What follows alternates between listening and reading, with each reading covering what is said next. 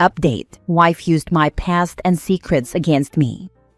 Original post: I do not even know how to write this because my head feels like it is splitting in two. I keep hearing the words again and again, and I cannot believe they came out of her mouth. Reposting because there were some grammatical mistakes. We have been married 14 years. We built what I thought was a stable life together. 2 kids, our son, who is 12, and our daughter, who just turned 11. They are my entire world. When I look at them, I feel the kind of love I never knew existed, because the truth is, I never experienced that kind of love as a child myself. That is something my wife has always known about me, though it took years before I could say it out loud.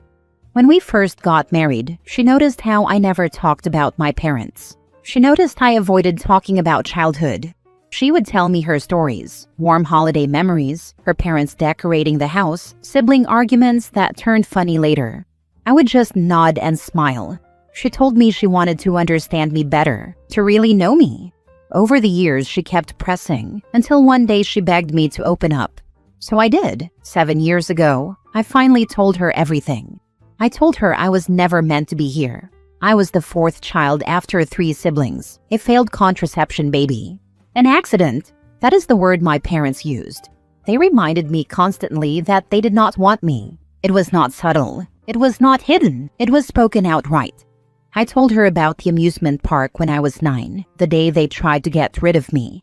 They left me behind on purpose. I knew it even at that age. They thought I would panic, wander off, disappear.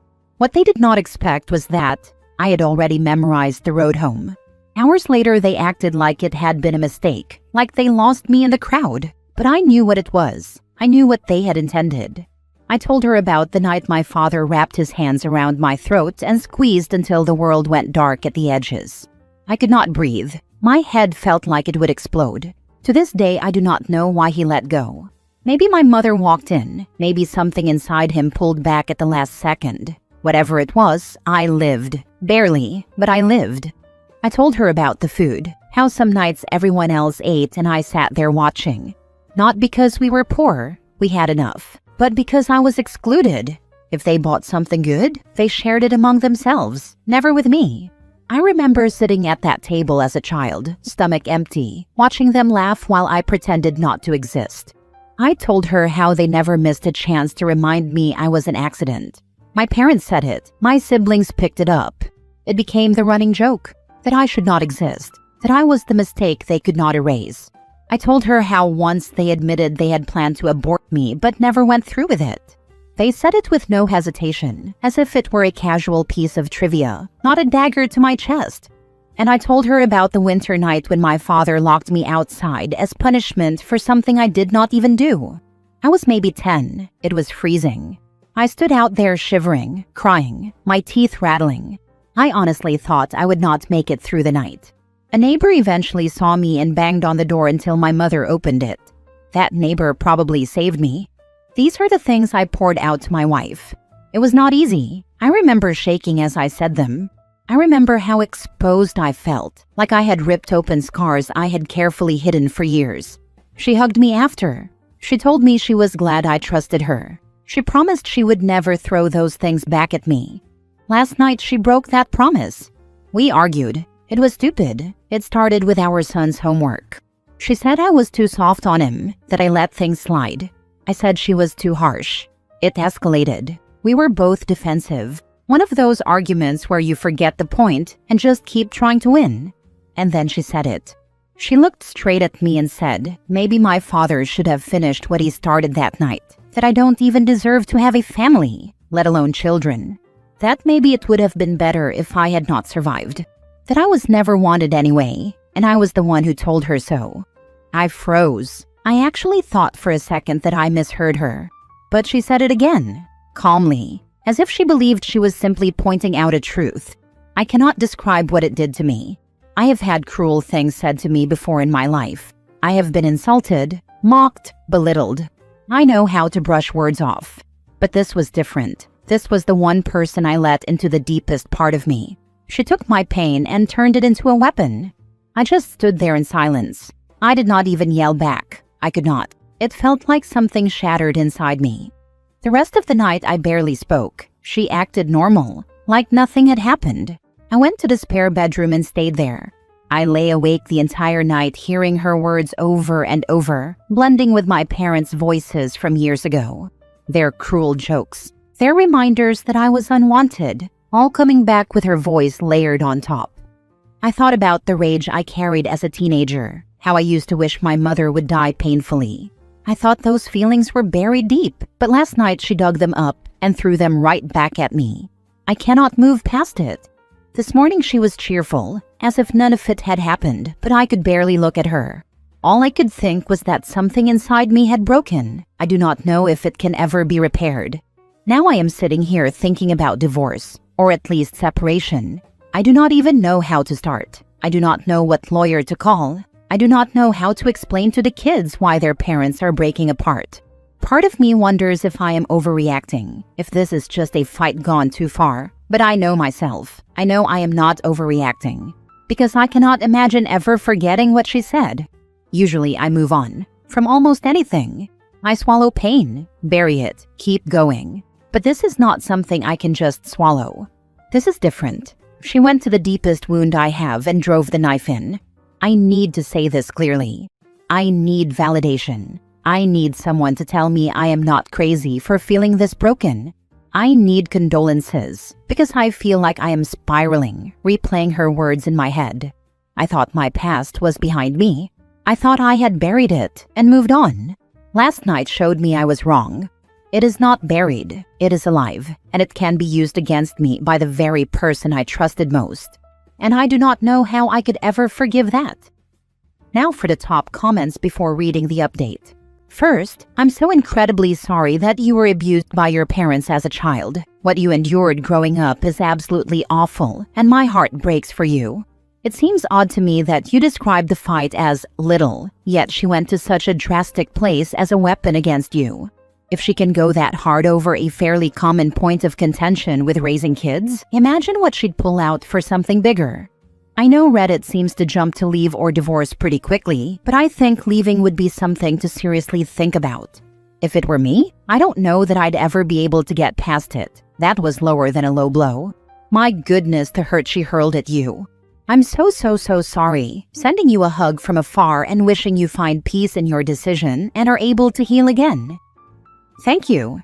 She believed that I should be more harsh to them, like maybe a little beating to get them to study or shouting at them. While I am more of a cool person and would rather say the same thing 3 times over 3 days if they forgot it, and then we were battling about who does it better.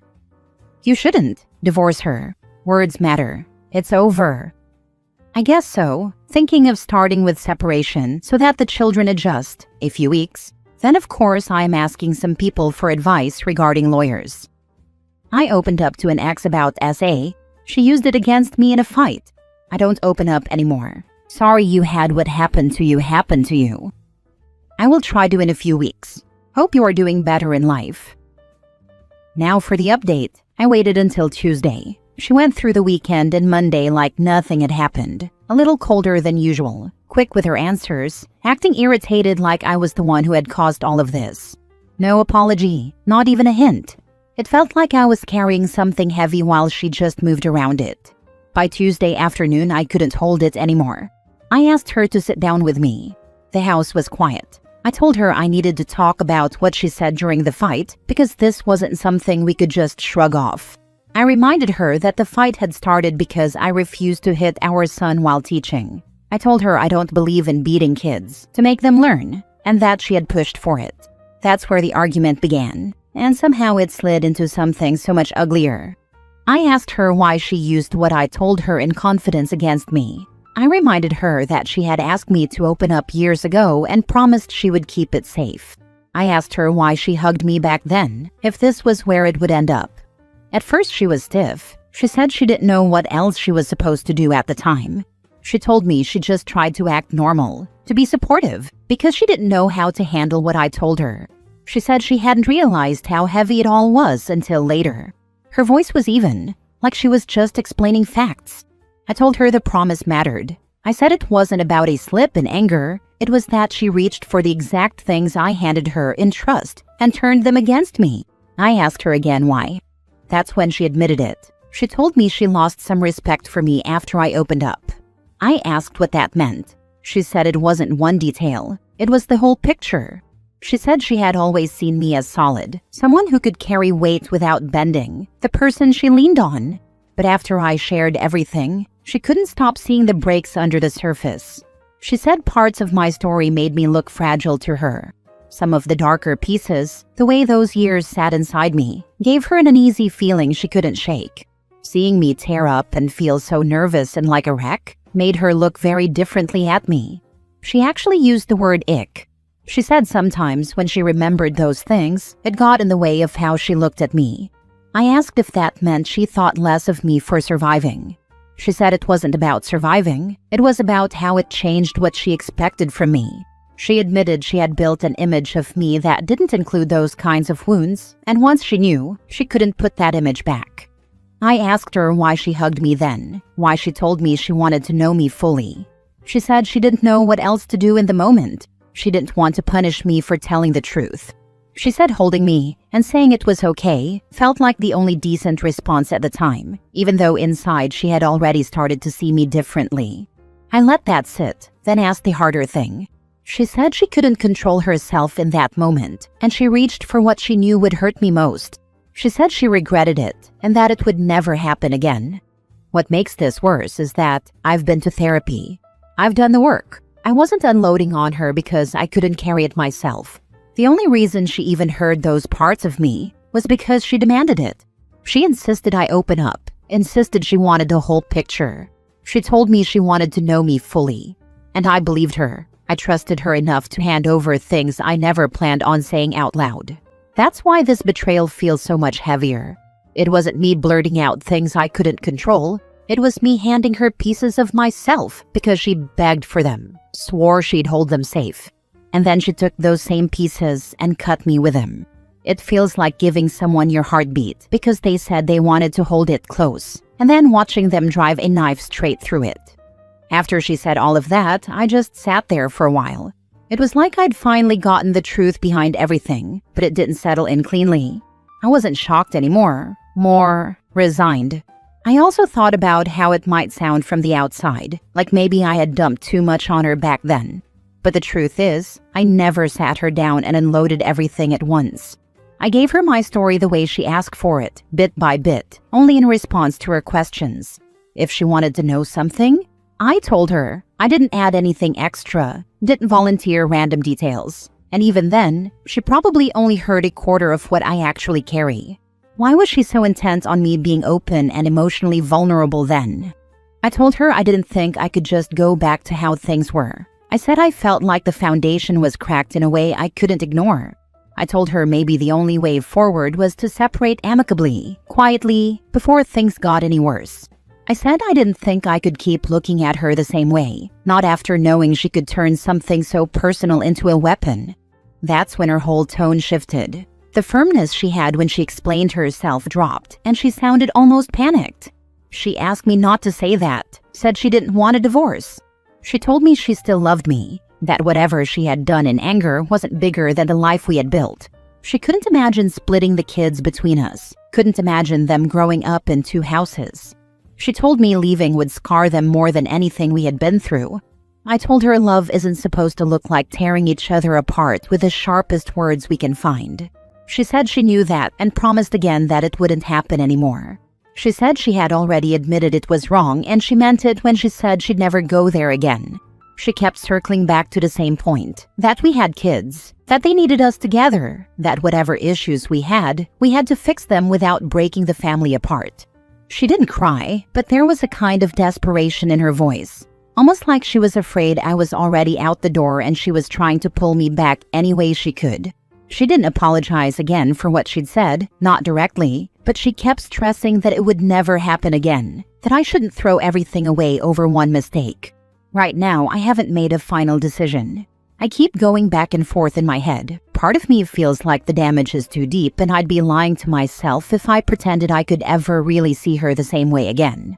But another part of me hesitates, because walking away isn't simple when there are kids and years of life tied together. I'd be lying if I said I wasn't leaning more in one direction, the end, than the other, but I'm not there yet. I feel heavy most days, caught between wanting to protect myself and not wanting to tear my family in half. Some moments I think I know what I have to do, then I second guess it.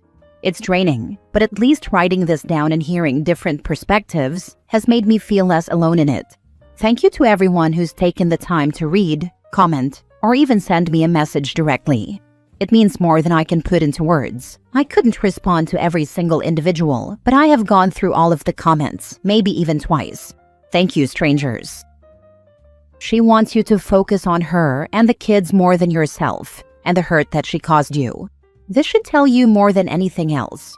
What she did was essentially respond with emotional blackmail and make you think that your actions are the reason the kids are going to be hurt, and that the relationship is potentially falling apart. Literally a narcissistic response. She never apologized? Wow. And blackmailed OP with how he's going to hurt the kids. What a piece of garbage. The worst thing is that she's going to hurt him again. The only option is if she's going to do it as wife or ex. Last story. Got upset my dad won't pay my tuition. I, 22 female, have an incredibly privileged life where my father, 55 male, is well off and helped pay for my siblings' educations, covering whatever loans, grants, scholarships, etc. didn't. I got the same offer from him. However, I got a full ride for undergrad to a school when I was 17. I didn't love the school, but I wasn't going to waste my dad's money going to a different university when I had a free option. In undergrad, I worked 2 jobs to make sure I could cover expenses like rent, food, textbooks, etc., and never took a dime from my dad. Not that I didn't appreciate his offer. The field I'm going into requires a clinical doctorate, 4 years post-undergrad, but obviously that's expensive, so I was planning on taking a few years off just to work full-time and save up. When I mentioned this plan to my dad, he said he would cover the cost. Since I never took money from him for undergrad, I was hesitant, but he pushed the issue and said that if I wanted to go now, he would cover it. So I applied and got into multiple schools. I took the cheapest option, which, even with loans and a graduate assistant position that covered some credit cost, was about $3,000 a semester, with there being 3 semesters within a school year. I checked with my dad again to make sure this was okay, but he was so excited and insisted he would pay. I finished the first year with no problem and have signed up for fall classes. My dad asked to meet with me recently while I'm on break for dinner. He told me he proposed to the woman he's been seeing. In full disclosure, this woman and I don't entirely get along, and she has never approved of him giving me money for school, which she has taken out on me whenever we're around each other. However, I know she makes my father happy. So of course I was thrilled for him and never expressed anything else at the dinner. We talked for a bit about plans for the wedding, and then he offhandedly mentioned that, because he would be paying for the wedding, he wouldn't be able to pay for my next year or 2 of graduate school. I was shocked, then upset, and I expressed that he had said he would pay. He explained that when he had agreed, he didn't have a wedding to plan, and asked why I couldn't just cover my own cost. I said I was planning to pay for my own costs when this all started, and that I was going to save up, and it was his idea for me to go straight from undergrad to grad school. He then got upset and said I was making his engagement about me, and that I was only acting like this because I was mad he was moving on from my mom. My parents have been divorced for a decade, and I don't think I've ever shown signs of being upset when he's dated other people, including who he is seeing currently. I tried to explain that, of course, I was thrilled for him, but that we had a deal and I changed a lot of my life plans around that agreement, and now he's trying to backtrack. When he had agreed, he didn't have a wedding to plan, but he agreed to a wedding knowing he had his kids' grad school to pay for. He gave his word. He should keep it. If he does not, you have every right to be upset. Exactly. He should be talking to his fiancée about his financial commitments. As a full-grown adult, I would think that the fiancé would be mature enough to understand that she's marrying a man who has children, regardless if said children are adults. Therefore, it's on her to understand his financial commitment to you.